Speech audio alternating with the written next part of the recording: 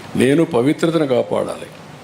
నేను వెంకటేశ్వర స్వామి నా కులదైవం, నేను ఆరాధించే దేవుడు, నేను నమ్మే దేవుడు. No second thoughts. నేను ఎక్కడ అపచారం మీరు ఇన్నేళ్ళు చూశారు.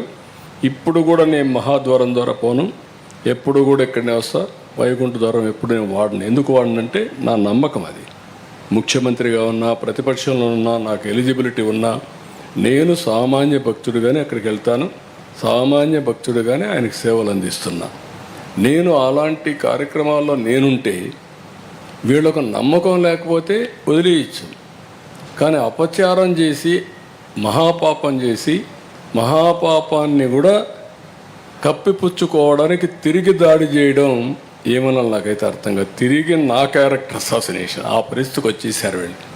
ఇది కరెక్ట్ కాదు.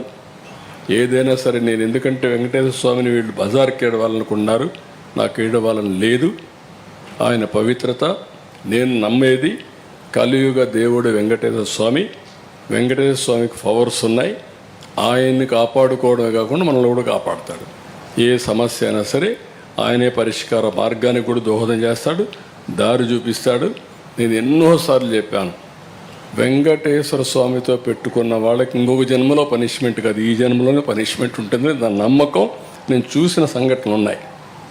అందుకే మీకు కూడా చెప్తున్నా, ఎవరితోనా పెట్టుకోండి కానీ ఆయనతో పెట్టుకొని రాజకీయం చేయొద్దండి.